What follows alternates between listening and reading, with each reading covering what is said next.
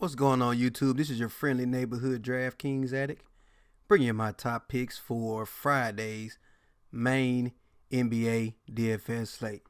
All right, guys. So we took off Thursday, a little three-game slate. So we're back on it for Friday. All right. So let's go ahead and get the homework out the way. Please like the video. It really helps support the channel. Please leave a comment. Any plays that I'm picking or any plays that I don't discuss, please leave them in the comment sections. Let me know what you're liking. And then also, if you're new to the channel, thank you for stopping by, and go ahead and hit the subscribe button for me so that way you don't miss my NBA videos. So, all right, let's go ahead and get it started, guys. Draft dashboard, 30-day trial, $1. Link is in the description if you're interested. So let's go ahead and break down these plays. So we got a massive 8-game slate.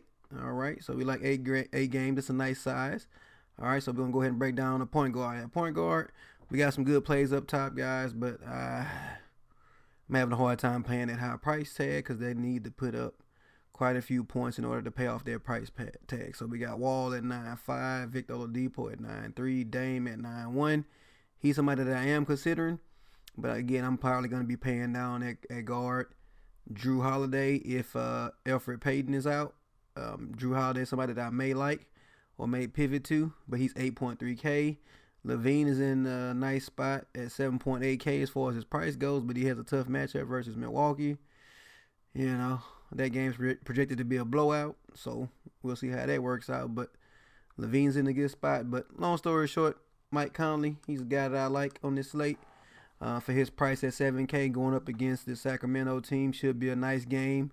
Should stay competitive, even though, the over and under is only 214 points. But again, that's a prediction, so that could be different. So at 7K, the guy's averaging 35 plus points on average, and that 7K, that's a nice payoff when it comes to value. So 5 times value, as you can see right here, we have a value rating right here based off the projections and his price.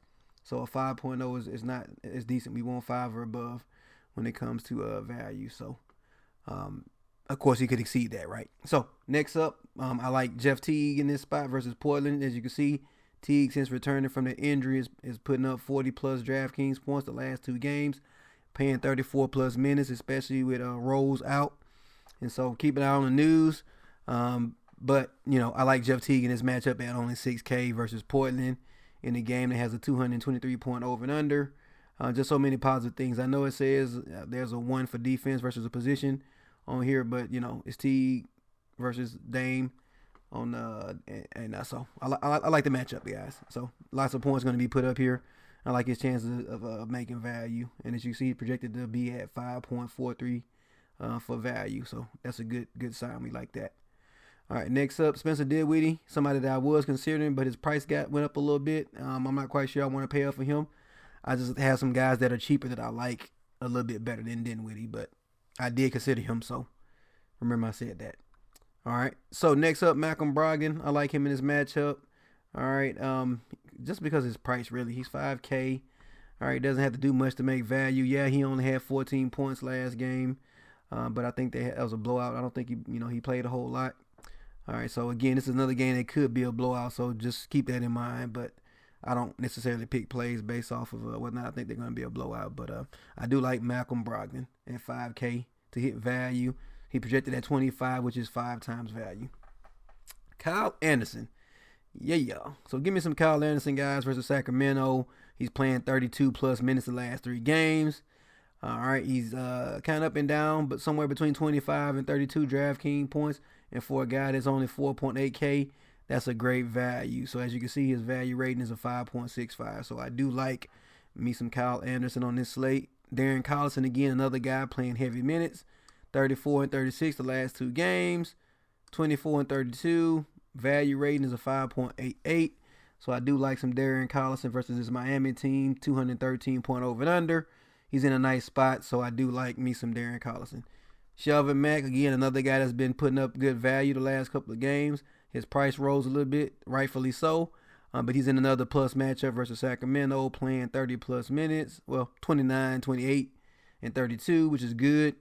All right, and he's projected to put up 24 DraftKings points, which is about 5.65 when it comes to the value rating. And again, he's in a great matchup, righty versus Sacramento, a good matchup for guards. And so I do like Shelvin Mack, and like I said, I already talked about Conley, the starting guard. I do like him as well. So down here a little further, De'Aaron Fox. According to these ratings, he's not in a good matchup versus Memphis, but again, it's kind of similar to when we play teams versus Utah. Because of the teams, ranking as far as their defense goes, the prices are deflated because of that. But I think this is an excellent deal on De'Aaron Fox, even though it says that his value rating is a 4.54. But that has him projected at 30 DraftKings points, and he has a floor of 38 over the last 3 games. So I do like him in this matchup. He's $1,300 more on FanDuel. Again, I think his value is going to be a lot higher than what is rated here because, again, I think his projections, he's going to exceed those. So give me some De'Aaron Fox. All right. Plus, I just like the kid, man. He plays hard, and he does a lot for that team. So give me some. Next up, shooting guard. Shooting guard, we want to definitely look at some Chris Middleton at 6.9K. He has a high usage. He's playing high minutes. All right, at this game here, he's going to play a lot. So I like him. Again, the value rating is only 4.57, but I like him at 6.9K just because, again, I expect him to get a few more peripherals in this game versus Chicago, and it's a high over and under. So hopefully Chicago can keep it close. That way Middleton can blow value out the water. So I do like Middleton at 6.9K on this slate. Zach LaVine, again, somebody I am considering, but I just want to pay a little bit less. I'm going to go with some value guys. Again, Oladipo and Holiday we already talked about. Tim Hardaway Jr., all right, had a couple of duds, 28 and 17 the last couple of games. But versus New Orleans, they're going to have to shoot their way out this game. And hopefully they can keep it close. And at 6.7K, I do like Tim Hardaway Jr. He's putting up a ton of shots. He has high usage on this team. And so I do like his chances of making value at 6.7K. All right, I know it says he projected at 26, but Tim Hardaway is one of those guys that can go out there and put up 40 DraftKings points if he gets hot from outside. So somebody that I'm definitely considering. Probably won't have a whole lot of them, but definitely want some shares of them. Andrew Wiggins, somebody I do like a lot. Again, this Portland game, I like it because it's going to be a higher over and under game that's going to hopefully stay close because it's pretty much projected to be a close game. So at 6K, come on, man, look at that. 29 and 46 in the last 2 games. So I understand they haven't projected at 29 DraftKings points, but, he's just coming off an injury 2 games in, and he's been playing phenomenal the last couple of games. So I like Wiggins. It looked like he's stepping up with the absence of Jimmy Butler. Eton Moore, man, I don't know what's going on with this guy. 40 and 40 the last 2 games. I definitely want to catch some of that magic if he continues to stay hot. He's taking a lot of shots. At 5.2K, this guy should be able to exceed value. So like him as a play there, guys. I wouldn't say I would play him in cash games, but hey, 5.2K, 25 points, that's almost 5 times value. So, hey, could be something that you definitely run. All right, Bojan Bogdanovic. All right. Played 37 minutes last game, put up 43 DraftKings points. All right, so I do like Bojan in this spot at only 4.9K. That's too cheap for this guy. As you see, his value rating is 4.97. They haven't rated or projected to hit 24 DraftKings points. I think he gets that and more in this matchup. So I do like me some Bojan. I'm sorry.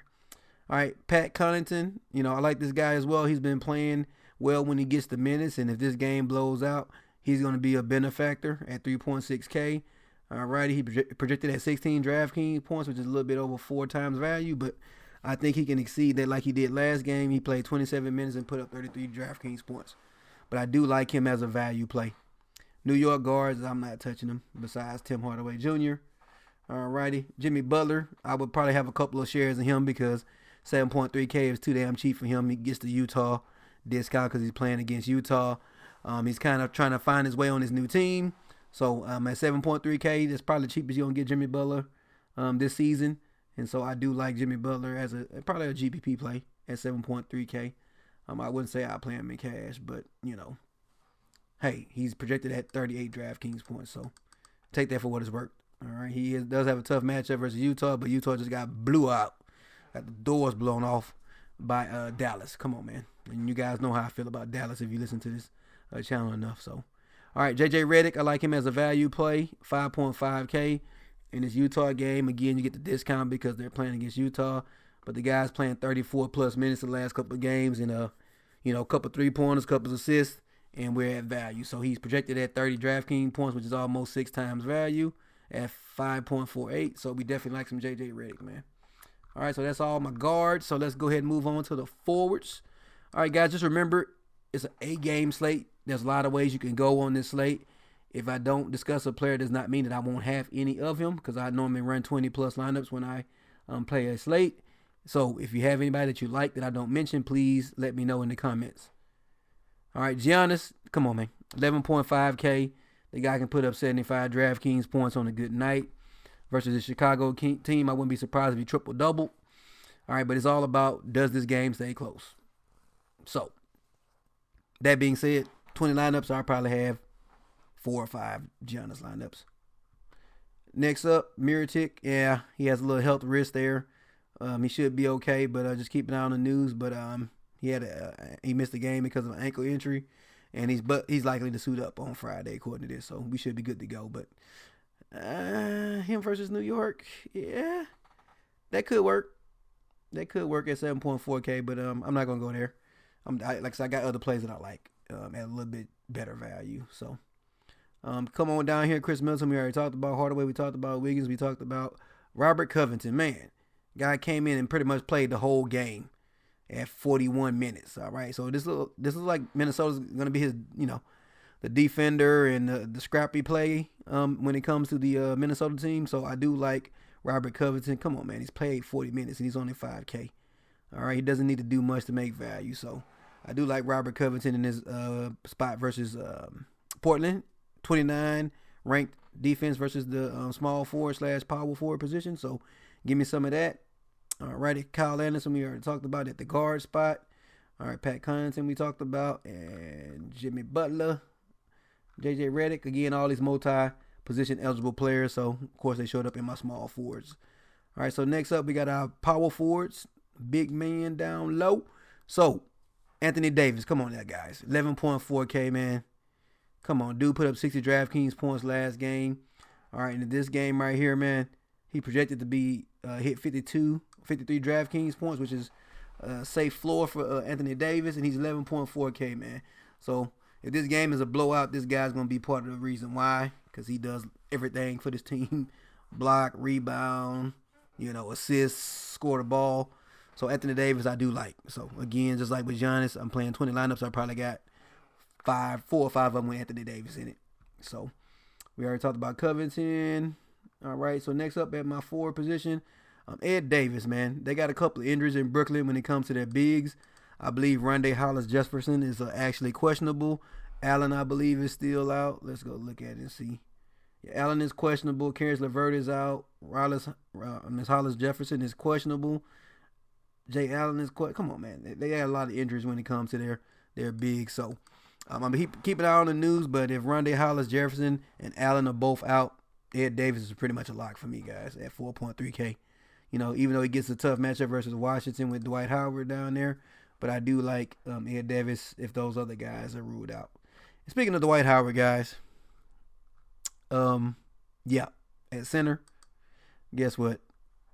I know I said that, I wasn't going to play him no more with his snowflake ass, but he got a nice matchup versus Brooklyn, okay, at only 5.7K. All right, so I got Dwight Howard in my player pool, all right? Deal with it. Let me know what you think about that in the comments, guys. All right, Rudy Gobert, man. That's probably my favorite play at the center position at 7.5K. He gets a matchup versus Embiid. I like this game to be competitive, even though this team just got blew out by Dallas. All right, I'm hoping that was one of those outlier games where they just had one of those days, man. But I like Utah, please, to get back, and I like Rudy Gobert to be a good part of that rebounding and blocking and assisting the ball. So give me some Rudy Gobert at 7.5K. We already talked about Anthony Davis at the top. I don't know if I want any Joel Embiid, but he could be a good play, man. Last game he put up, 60-something DraftKings points, I believe. So, not Gobert, but Embiid is somebody that you could consider. Me personally, I would just pay up for either Davis or come on down to Gobert or Marc Gasol. As you see, I got Marc Gasol on my list. He gets a nice matchup versus this young Sacramento team. All right. putting up 32 to 49 DraftKings points the last couple of games. All right, so he's projected at 38 DraftKings points, which is 5 times value. I can deal with that one. Yusuf Nurkic. Now, this guy gets minutes, man. He's going to put up the points. All right, he gets Karl Anthony Towns. He's 7.1K, and he's coming off a game where he put up 55 DraftKings points and paid 35 minutes. And the question is with this guy is, does he get the minutes? Because if he gets the minutes, he should be okay. As you can see, they have him projected for 41 DraftKings points, which is almost 6 times value. So, I do have Nurkic in my player pool. We already talked about Dwight Howard. I'm going to give it another go, even though he put up 18 last game. Snowflake ass. All right, next up, Brook Lopez, man. 5.4K. I think they had a blowout the last game, so he didn't play a whole lot of minutes. But if we think the Chicago game is going to be competitive, we can get us some Brook Lopez at a good value where he's going to have a great matchup versus the bigs in Chicago, which should mean a bunch of rebounds. And Lopez's spot, he likes to shoot the three. So, all right. Ed Davis, we already talked about. All right, so that's pretty much all my plays, guys. Not all my plays, but my top picks. All righty. Horford almost made it into it, but Toronto, is a scrappy team, so I don't know if I want to get any Horford, but Horford is somebody that I did consider. So any plays I did not discuss, guys, drop them in the comments. Let me know who you own. Again, please like the video. That really, really helps out the channel and gets the video momentum going. All righty. If you are new to the channel, thank you very much for checking out my video and clicking on my link. Please go ahead and subscribe so that way you can know when I post new videos. And good luck on tomorrow's slate, everybody. And I'll holler at you guys next time.